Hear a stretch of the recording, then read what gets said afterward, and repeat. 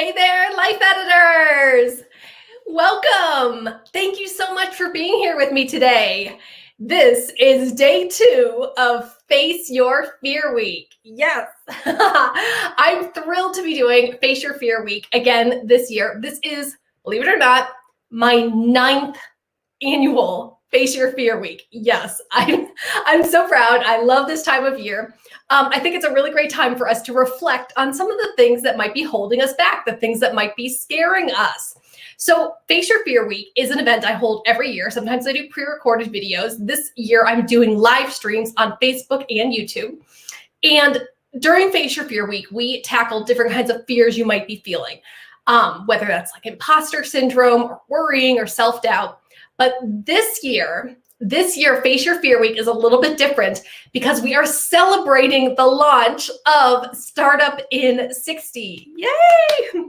So Startup in 60 is my popular time management course for busy women who are ready to finally start their own businesses, whether they have 60 days, 60 minutes, or even just 60 seconds. Yes, you can start a business in only 1 minute per day. It kind of blows people's minds when they join the program because they're like, really, Sage, I can make progress in 1 minute a day? Yes, you absolutely can. So I'm going to leave the link in the description where you can join us for Startup in 60. But today we are going to tackle an aspect of business fear that we have a whole section on in Startup in 60. So it's kind of a sneak peek of the program. And we are talking about the fear of selling. Or more specifically, we're going to go over how to stop feeling terrified of marketing. Ooh, marketing now, yuck. This is kind of like the reaction I get from my clients when we start to build their business. When they realize like, oh my gosh, really? I've got to market now. I've got to sell this stuff. And I'm like, yes, really. You have to learn how to sell. That's the whole point of having a business. And the thing about having a business is that we have this idea that our businesses are something that we can just set it and forget it. We do all the fun stuff. And you know what the fun stuff is. It's like making a logo. It's choosing your branding colors. It's deciding on your products and packages. Like, ooh, I'm going to make this fun course. I'm going to make this great ebook. Like all of this fun stuff. I'm going to come up with a good name. That's the fun stuff of having a business. But you can't just put up your website and then expect people to magically find you. Ooh, we got a great comment. Janet says, you know, I have this fear.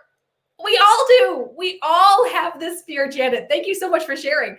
But yeah, this is probably the first and probably the biggest fear that people have is like, I want to put my stuff up there. I want to do all the fun things, but like, what do you mean I have to like reach out to people? What do you mean I have to put myself in front of people? It's scary. It's super scary. And that's why we're talking about it. So people aren't going to magically find you. And I hear this in my clients when they are publishing their website. If they have this issue when they're publishing their website, I know right away they're going to have issues down the line with selling. Because when you make your website and you have to publish it, which means you have to make it live, which means it exists in the internet. When it's that time to click that button and make your website live, people get fearful because there's this misconception that the minute your website is live, hundreds of thousands of people are going to be clawing their way to your website and poking around and being like, oh my gosh, look at her logo, or she doesn't have a headshot yet, or what's this? This isn't right. She doesn't have a blog. Like, it's terrible. Like, we think that all these people are going to jump on your website the moment that it's published. And that's just not true. That is absolutely not true. Yes, Janet, if you build it, they will come. Not. That is not true. I had one client who was absolutely terrified of publishing her website because she thought people were going to jump on her website and start judging her. And I'm like, who do you think is going to find your website? Maybe your mom or your best friend will find your website. Maybe someone doing a Google search will find your website on the 5th page of the search. But people are not going to automatically get a notification saying a new website was published. Go take a look at it. So that can actually be freeing. You have time to make mistakes. You have time to get things right. So when we're going through Startup in 60, we're working on getting things up and running without overthinking them, without procrastinating, without worrying like, oh, I don't have the exact shade of pink that I want. Is this font right? No. We're just going to get it up there because there's no harm in getting it up there. Nobody's seeing it right now. So that's good and bad. But here's the thing. As you are building your business, first we're going to come up with your business niche. We're going to narrow down what exactly do you do. And then we're going to come up with your ideal clients. Who do you really want to work with? And you get to choose who you work with.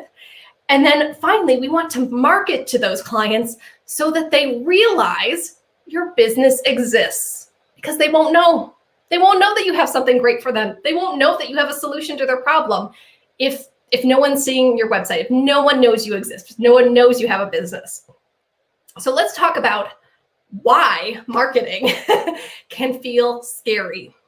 And here's the big one. And this was kind of something that I felt for a while, is that I didn't want to bother anyone. I don't want to bother people. They're going about their lives. I don't want to be like vacuum salesman knocking on their door saying, hey, check this out. We don't want to bother people. I understand that. Because a lot of us, we probably see ads that we don't want to see, or we get emails we don't want to get. And yeah, it's annoying, and we don't want to be one of those annoying people. So I get it. You're like, well, how can I market my business? How can I sell my stuff when I don't want to bother anyone? I understand that. But if you do have something that's a solution to your ideal client's problems, then you kind of do have to bother them, because you can help them out.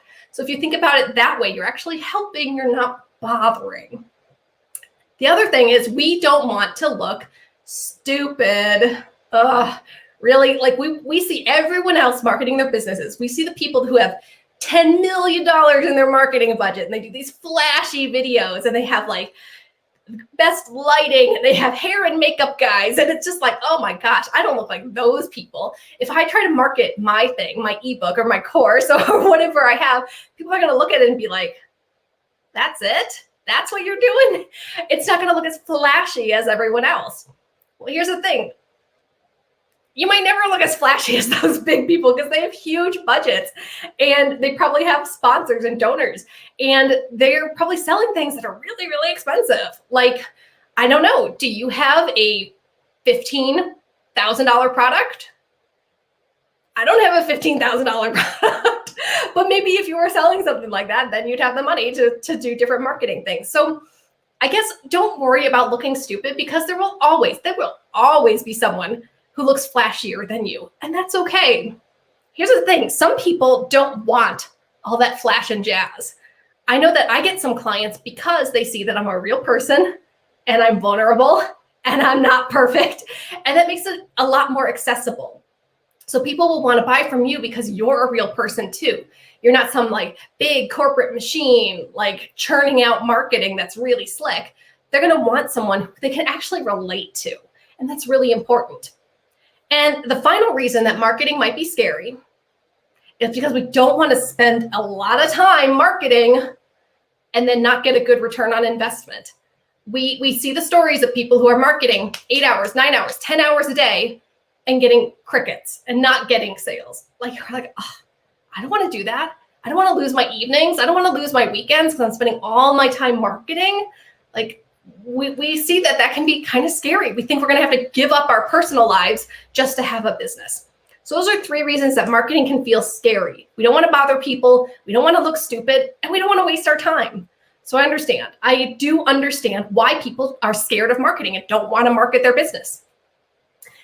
But I have a way to make marketing easy. And we go over it in an entire module in Startup in 60. And the link is in the description if you want to join us for Startup in 60. So we're going to make marketing easy for you. And it's going to bust a lot of the myths that you have about marketing. So here's the very first lesson that I want you to hear about how you're going to market your business. We never, ever do cold calls. Ever. Cold calls are also known as cold emails or cold DMs or cold whatever. And it is the grossest, nastiest form of marketing out there. And I'm shocked that people still do it because it's really, really horrific. Okay, so here's the thing.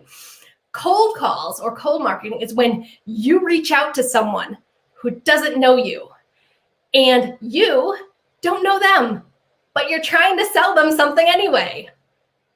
Would you do that? Would you buy something from someone you have never heard of and you don't know them, they don't know you, but they're trying to sell you something like, buy this $100 thing? Really? Like, that, doesn't that feel kind of rude? Doesn't that feel like a bother? Doesn't that feel invasive?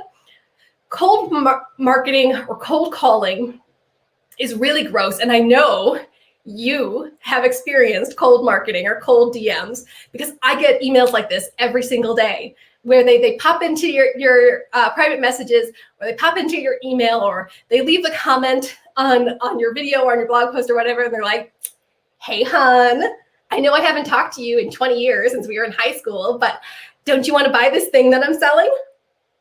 And it's like, ew, ew, ew, ew. You don't want to do that. Cold calling is disrespectful, it's gross, and it is 100% the mark of an amateur.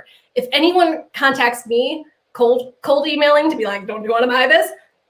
I know right away they're not taking their business seriously and they're not respecting their potential clients. It's disrespectful to try to sell to everyone. So here's the thing about cold calling. It is like throwing spaghetti at the wall. Did you ever do this growing up? Growing up, I had a grandma because I'm Sicilian, so it's spaghetti every single day. And she would cook her spaghetti. And to know if the spaghetti was fully cooked, you would take a piece of spaghetti and you would throw it at the wall. Is this an Italian grandma thing? I don't know. This is what we do. And you throw it at the wall and the spaghetti sticks. It's good to go. So cold calling is like throwing spaghetti at the wall. You might try to contact 100 people that you don't know, and you're just seeing if anything sticks. Maybe you'll get one sale out of 100. And I know a lot of like marketing camps do this where they say, you got to contact 100 people a day. Do you want to do that? Do you want to do that? I don't want to do that. I don't want to contact 100 people a day and hope that, maybe one of these 100 people that I don't know that I'm bothering is going to buy from me.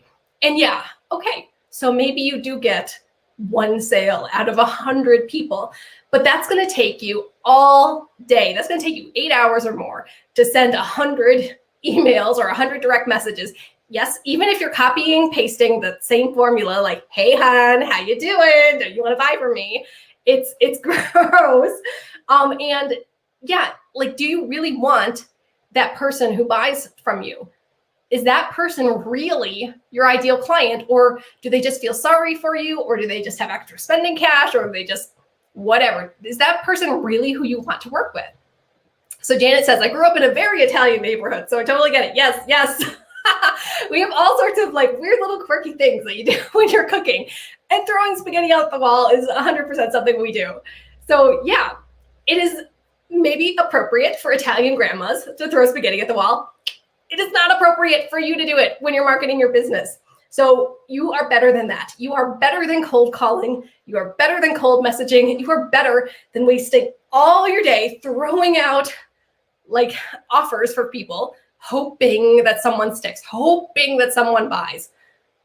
I don't have time for that. You don't have time for that. So in Startup in 60, we are getting your business fully functioning in 60 days as quick as possible.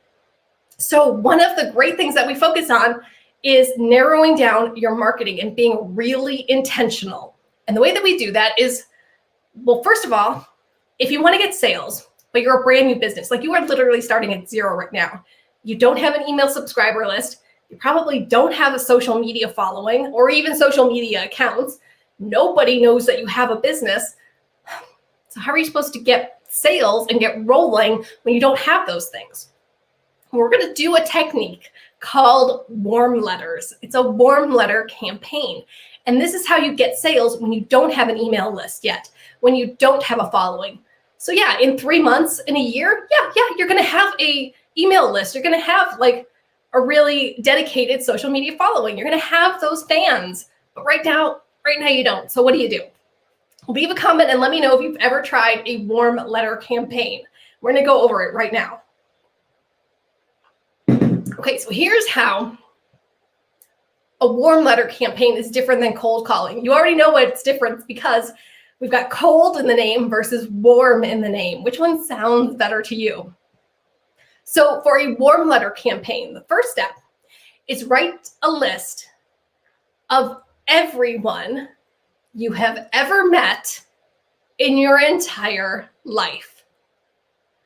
Like, yeah, this is not who you're going to be marketing to, but it's to get your mind rolling. So we're going to write down everyone you know, your family, your friends, your distant cousins, the people you work with, the people you used to work with, the people you went to school with, the people who you interact with in Facebook groups, the people you see on Meetup, your mail carrier, the person who gets you coffee at the coffee shop, everyone that you have ever met in your whole life. And the idea is we're trying to get a list that has at least 250 names. And you might need to keep this list with you for a few days because you're going to be in the shower and you're going to be like, oh yeah, so-and-so, and write down their name. Now, we're not deciding that we're going to send them any emails, but we just want to write down people that you know, just to get the ball rolling. The second part of warm letters, which cold callers do not do, is we're going to label these people. Not everyone in your life is a potential client. Let me say that louder to the people in the back. Not everyone in your life is a potential client. You're going to label people A, B, C, or D. So the A people know you and they like you. They love you. You know them. You have a strong relationship with them. They love everything about you. They care about you. They know exactly what you're doing. A people know what your pets' names are. A people probably know what your favorite TV show and movie are. They are really involved in your life and you are involved in their lives. You know these A people. The B people are still somewhat close to you. Of course, they know who you are, but they might need a little bit more information about exactly what you're doing. Like, yes, okay, they know you, they know your kids, but they're not entirely sure of what you're doing. Like, do you have a business? What's going on with that? Did you move recently? Like, they need just a little bit more information to get them caught up. And that's okay. Maybe these are people you only see a handful of times a year. Or maybe it's someone you worked with, but it's been a year since you've seen them. Whatever, they know who you are. You're somewhat close, but they need a little bit more information. C people are people you have not seen in a long, long time.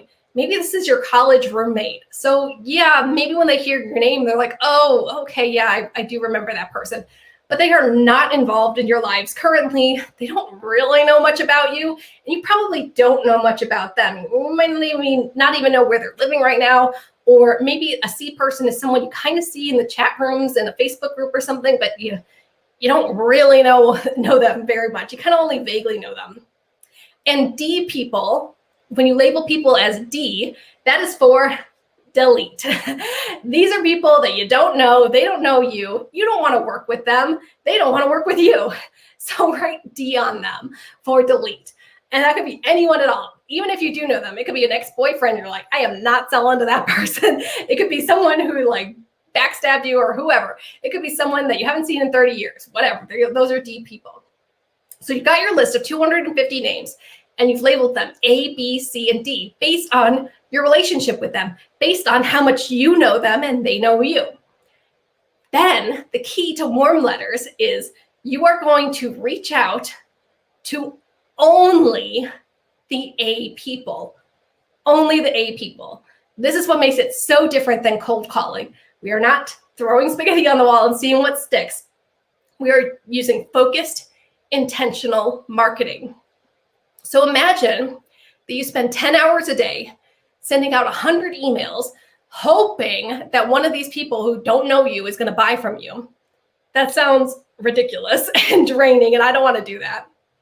What if you spent less than an hour sending emails or getting on the phone or meeting up for coffee with 25 people who love you and care about you and know your dog's name and spending less time on more focused people who are actually a lot closer to being your ideal clients? Doesn't that feel a lot better? So that's what we're talking about doing a warm letter campaign. Okay, so you've got your A people, and let's say you've got, on average, we're looking for about 25 A people. So if you do the first step where you write down the list of 250 people at least, like everyone you know, odds are you're going to get around 25 A people. And that's really good. With my one-on-one clients, when we send warm letters to A people, to 25 A people, here's the thing, I've been doing this for 10 years now. I have never had anyone do their warm letters and not get a sale. This is why I teach this in Startup in 60, because when you contact 25 people who know you, love you, and you are involved in their lives, they are very, very likely to buy from you because they care about you, because this is focused, intentional, warm marketing. And you're putting yourself in a better chance of getting sales. I would rather you spend a couple hours, maybe an hour, sending 25 emails to your A people, then spend 40 hours a week sending out hundreds and hundreds of contacts to people you don't know. You're absolutely going to get sales from the people who actually care about you. So I want you to use your time wisely. That's the whole point of Startup in 60. Let me take a drink of water, and then I'm going to give you the exact formula of what you write into your warm letters. And just so you know, when you join Startup in 60, I have downloadable printable templates. So you don't have to like take notes right now and like write it all down. I give you the templates so you can copy and paste them and then fill in your information about your business and your relationship with that person. You don't have to do this all from scratch. It's all included in Startup in 60. Okay, so the first part of a warm letter, and remember, this could be an email, this could be a direct message, this could be a Zoom chat, this could be meeting for coffee, whatever. The first part of a warm letter is you connect warmly with this person. Why do you connect warmly with this person? Because you know each other, because you love each other. This is your best friend. This is your family. These are your cousins, your sisters, whatever. You're connecting warmly with these people because you know them, that they're your next door neighbors, whatever. You have a relationship with them. So you might say something like, hey, Sally, how are you doing now that your kids are back in school? Or, hey, so-and-so, how are you doing with all of the stuff with the quarantine? Or, hey, I heard that you got a new job. How's that going? You connect with them warmly and ask them something about themselves because you actually know this person. You're having a conversation with a friend. After you connect with them warmly, you explain to them what you're doing, and they might already know what you're doing. You say that you have a business, what you do, and who you serve. So you might say, hey, just letting you know, I started a new health coaching business, and I help women over 40 learn how to work out at home and get a great workout without a gym, whatever it is that you do. Or, hey, I just started a new jewelry making business, and I make jewelry for women who want to feel pretty without spending a lot of money. Whatever your business is. So you take the problem that you solve and who you solve it for, who's your ideal client. So let them know, hey, I'm just letting you know about my life because we have a relationship here, and I'm just letting you know I started a business. And then you offer them an easy yes. So what's an easy yes? Well, an easy yes is some kind of offer that makes it so simple for them to be like, of course I'm doing that. Why wouldn't I do that? Of course I am. Of course I'm doing that. A hard no would be like, oh, by the way, I have this $10,000 thing. Would you like to buy it? Here's the link. No, you're not doing that. That's a hard no. That's like, no.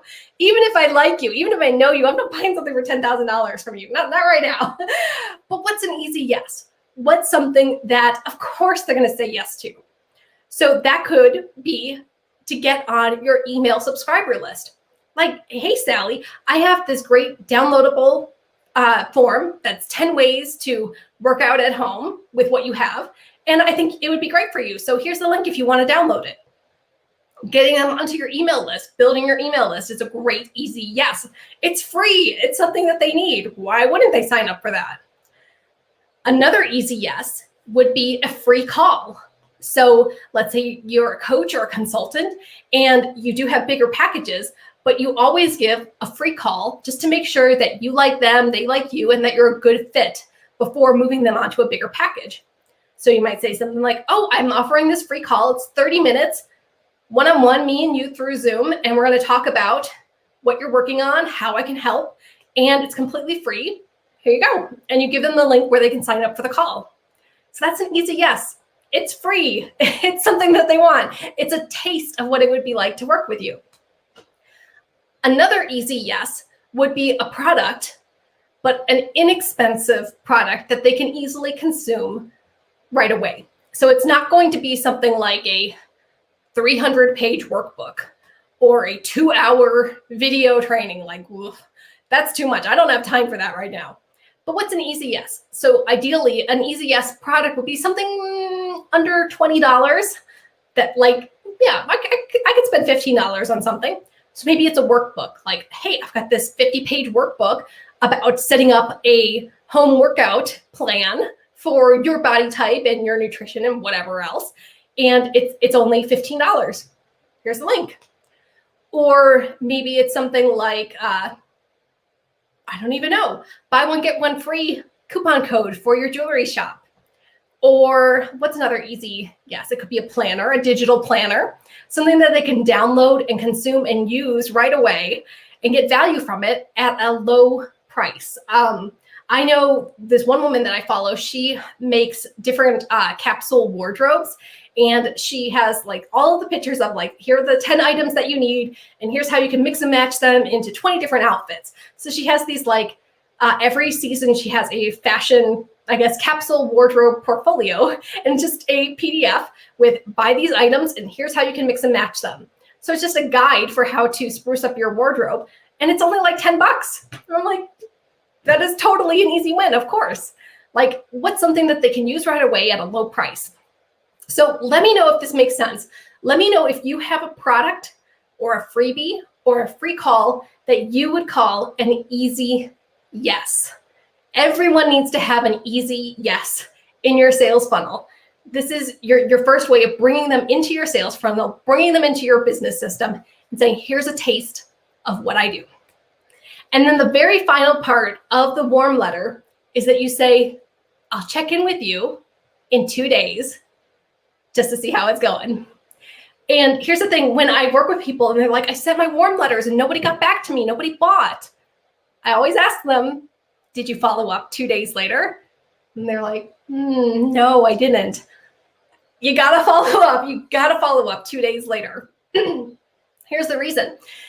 We're all busy. I'm super busy. You're super busy. I get a lot of emails, and I'm sure you do too, and I look at it and I'm like, oh, Sally started a business. That's great. I'll take a look at that later. or, oh, here's that thing I want to buy. Let me just leave it in my inbox and I'll get back to it, but I can. We're human. We're busy. It happens. So yeah, a lot of your A people are going to read your warm letter or read your direct message, and they'll be like, oh, that's great. I'll get back to it later. This is why we check in with them. And when you tell them that you're going to check in with them later, it lets them know in the back of your mind, like, oh, they're going to go check on me. And it's just a really respectful thing to do, to check in on them. When you do check in with them, they might say, oh yeah, I've just been busy. Or, oh, I wanted to schedule a call, but I don't know when you're free or when I'm free, or whatever it might be. Or maybe there's something wrong. Maybe I clicked the link, but it wasn't working. Like maybe your PayPal link is broken or whatever. This is why we check in with them, just to see how things are going. So those are the 4 parts of the warm letter. You connect with them warmly. You explain what you do and who you serve. You offer them an easy yes, and then you check in with them 2 days later. Make sense? Again, I know I kind of went through that a little fast. In the Startup in 60 program, I give you the template so you can do your warm letters. I also give you the sheet so you can write out your 250 names, how to label them, how to choose your A people, and then the templates for sending your warm letters. So this is all done for you in Startup in 60. You just swap out the things based on your business. And I can't stress this enough. Like, this is how you honor yourself and you honor your clients. This is not gross, disrespectful cold calling. This is how you connect with your clients in a genuine way. So if you have something that is a solution for your clients' problems, or it's something that can greatly improve their lives, you have an obligation to tell them about it, to help them out. I mean, I would be kind of mad if one of my friends had something that was going to help me out and they didn't share it with me because they didn't want to look stupid or they didn't want to bother me. I'd be like, please bother me. I need help. So let me know. Let me know about it. Like, if you have something you really care about it and you really care about your clients, it's not bothering them. You're helping them. So yes, some people, even your A people, even people who care about you are going to say, oh, I'm glad that you have a business, but I just don't need that right now. And that's okay. You have not ruined the relationship because you reached out to them in a kind way. Those people who are doing cold messages, you better believe they are ruining any type of relationship they might ever have with those people that you're just throwing those cold, impersonal DMs at. I've got people who send me emails and they're just gross and I don't interact with them.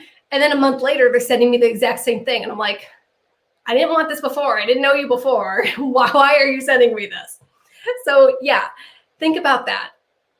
If you care about your customers, if you care about your business, if you want to get in front of people who are most likely to buy, you can do it in a warm, caring way. And that's what a warm letter campaign does. Now, a warm letter campaign works really great when you're a beginner business, when you don't have an email list, when you probably don't have social media yet, when nobody knows that you have a business.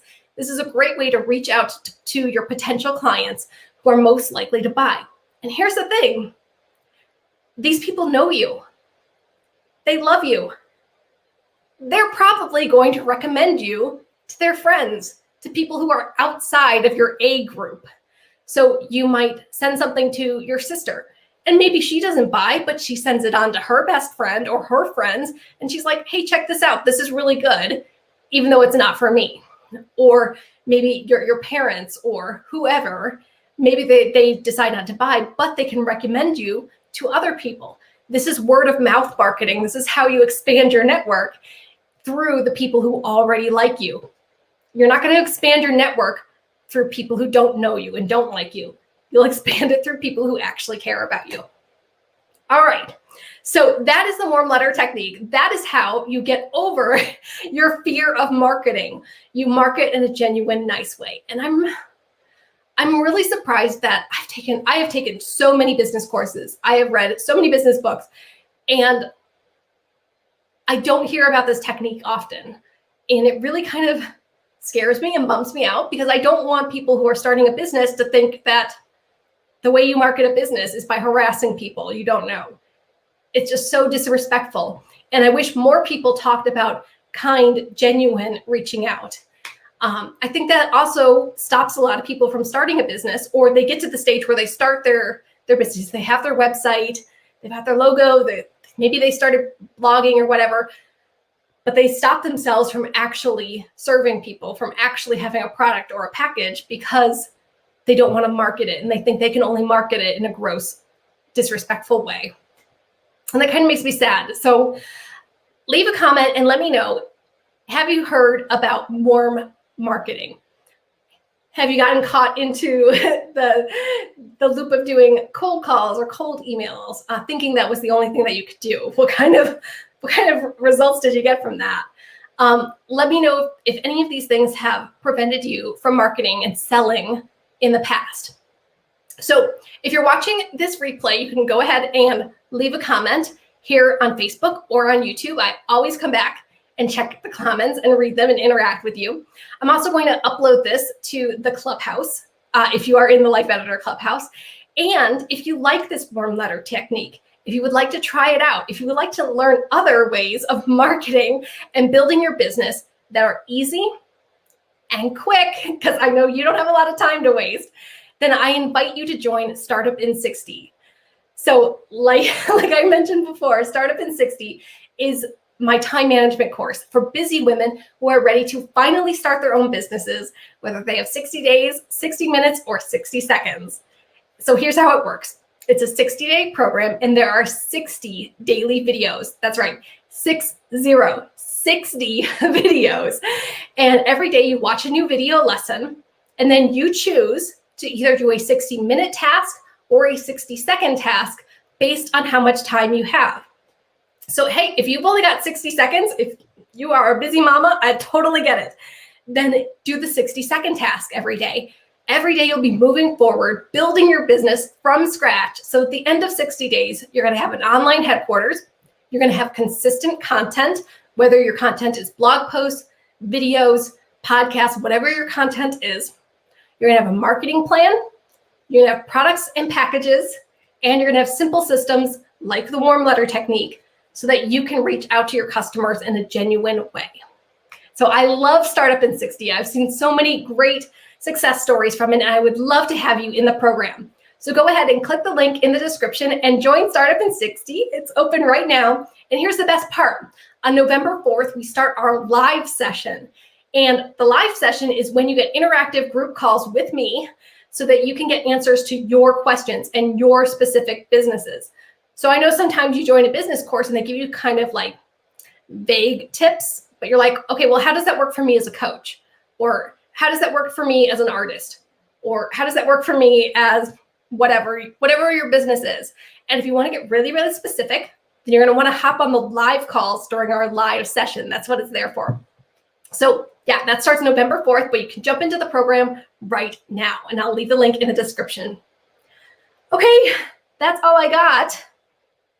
Janet says, I heard about it too. Too chicken even for that. I know. Sometimes we just need a little bit of push to start marketing. Sometimes we need that accountability. Sometimes we need that group. That is exactly what Startup in 60 is about. And sometimes it's really nice to have a coach right there in your corner helping you. Believe me, I'm a life coach, but I work with coaches too. I gotta walk my talk. So if you would like some extra help building your business, having people there with you, getting that support, getting that specific information that you need for your business, go ahead and join Startup in 60, and I would love to see you in the program. All right, that's all I got right now. Thank you so much, Janet, for being here on the call and interacting with us. We've got another Face Your Fear Week call tomorrow morning, and I would love to see you there too.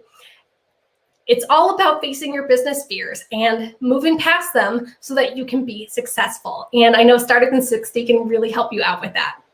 All right, Life Editors, thanks for being here. Go ahead and leave a comment, even on the replay. I will come back and talk with you. And I will see you tomorrow during our next live stream. All right, thank you. See you soon, Life Editors.